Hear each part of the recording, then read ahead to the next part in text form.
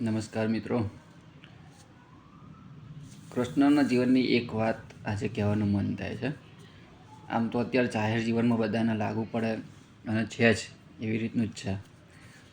તો આપણે જાણીએ છીએ કે અત્યારે બધાની સહનશીલતા બહુ ઘટી ગઈ છે. કંઈક હોય તો આપણે થોડું પણ આપણે સહન નહીં કરી શકતા.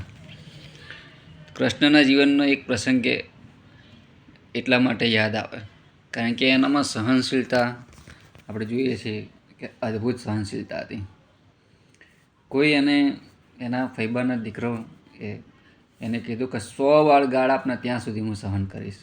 અત્યારે આપણે કોઈ એક વાર પણ આપણને કંઈ બોલી જાય ને તો એ આપણે સહન નહીં કરતા, એમ થાય ક્યારે એને પાછું આપી દઈએ. એક વાર ને 2 વાર, ત્રીજી વાર તો ગમે એવો સંબંધ હોય ને તો એ થઈ જાય. જય શ્રી રામ. તો કૃષ્ણના જીવનમાંથી આપણે આ એક શીખવું જોઈએ કે એને 1 વાર 2 વાર 3 વાર નહીં 100 વાર સહન કર્યું છે. અને ખબર છે કે ભગવાન છે પોતે ધારે એ કરી શકે એમ છે, તોય મનુષ્યના સ્વરૂપમાં જ્યારે એમણે અવતાર લીધો છે ત્યારે એની મર્યાદામાં એની રીતે જ એ કામ કરે છે કે એની સહનશીલતા બતાવે છે કે માણસ આટલું તો સહન કરી જ શકે છે. પણ આપણને કોઈ એક વાર 2 વાર કોઈ કહી જાય તો એ આપણે સહન નહીં કરી શકતા. અને આપણને એવું લાગે છે હું કહું છું ને એ જ સાચું છે, હું કહું છું ને એ જ બરાબર છે.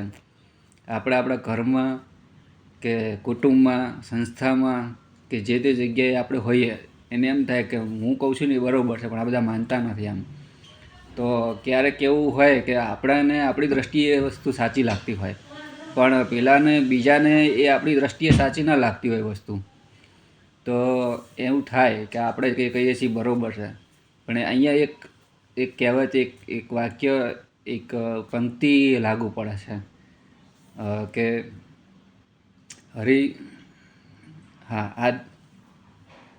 કેમ યાદ ના આવે, જ્યારે વિડીયો બનાવીએ ને ત્યારે જ યાદ ના આવે, બાકી યાદ આવી જાય. ઘણી વસ્તુ અમુક મોઢે આવી જતી હોય છે કે માનવ કહે ને હું કરું ને કરતન દૂજો કોઈ, આદર્યા તારા અધવચ રહે ને મારો હરી કરે સો હોય. આ ભગવાન જે કરતા હોય એ બરાબર જ કહેતા હોય. આપણે બહુ પહેલાં જ્યારે રામાયણ મહાભારતને એ જૂની જ્યારે આપણા લોકડાઉન વખતે નહીં એની પહેલાં જ્યારે જોઈને એના પછી એક ગીતાસારનું બધે ફરતું થયું હતું, એક પેમ્ફલેટ અને એક કેલેન્ડરની અંદર ને બધી જગ્યાએ એ આવતું હતું. એમાં એક વસ્તુ નીચે 3 વાક્યો લખેલા હતા એમ. તો એ વાક્યો એ વખતે વાંચેલા હજી મને યાદ છે કે એમાં લખ્યું હતું કે જે થાય છે એ સારા માટે થાય છે, જે થઈ રહ્યું છે એ સારા માટે થઈ રહ્યું છે, અને જે થશે એ પણ સારા માટે થશે. ક્યારેક આપણને એવું લાગતું હોય કે નાની તકલીફ જીવનમાં કેમ આટલી બધી તકલીફ આવે, પણ એ નાની તકલીફ આપણને શીખવાડતી હોય છે કે આગળ જતાં તને મોટી તકલીફ આવે તો તું એને કેવી રીતે હેન્ડલ કરી શકીશ એમ. તો ક્યારેક નાની નાની તકલીફો આપણે સહન કરવી પડતી હોય છે, અને ક્યારેક ભગવાન સૂડીનો ઘા સોયથી પણ ટાળતો હોય છે, પણ એ આપણને ખબર ના હોય. એ વખતે એવું જ લાગે કે ભગવાન અત્યારે મારી જોડે નથી એમ, પણ ખરેખર તો એ ભગવાન આપણી જોડે જ હોય છે એમ.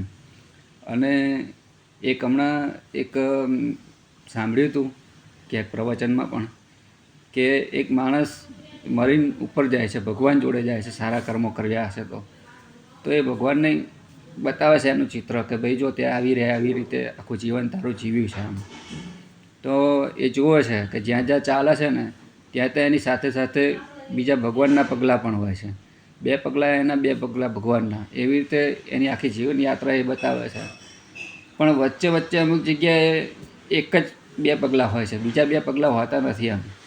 એટલે આખું ચિત્ર પૂરું થયું એટલે માણસે પૂછ્યું કે ભગવાન, જ્યારે દુઃખનો સમય આવ્યો મારા જીવનમાં ત્યારે તમે મારી જોડે ના ચાલ્યા, અને સુખનો સમય હતો ને ત્યારે મારી જોડે ચાલ્યા, તો આવું કેમ એમ? ત્યારે ભગવાન હસી અને એક જવાબ આપે છે જે આપણા બધા માટે છે કે ભાઈ જ્યારે જ્યારે આ તને જે એ 2 પગલાં જ દેખાય છે 4 પગલાંની જગ્યાએ, ત્યારે એ તું નહોતો ચાલતો, એ હું ચાલતો હતો. મેં તો તને ઉચકી લીધો હતો એ વખતે, કારણ કે તારી ચાલવાની કોઈ કેપેસિટી જ નથી એ વખતે એમ. એટલે ખરેખર આપણને ખબર ના હોય પણ અમુક વખતે આપણી હેલ્પ થઈ જતી હોય છે. તો ક્યારેક ક્યારેક જીવનમાં આપણને એવું લાગતું હોય કે ભાઈ આપણી જોડે કોઈ નથી એમ, પણ જેનું કોઈ નથી એનો ઉપરવાળો છે એવું આપણે બધા ઘણી વખત સાંભળ્યું છે, જોયું છે. તો આ એક બે પ્રસંગ મારે શેર કરવા હતા તમારી જોડે, તો શેર કર્યું છે. જય શ્રી કૃષ્ણ, જય સ્વામિનારાયણ.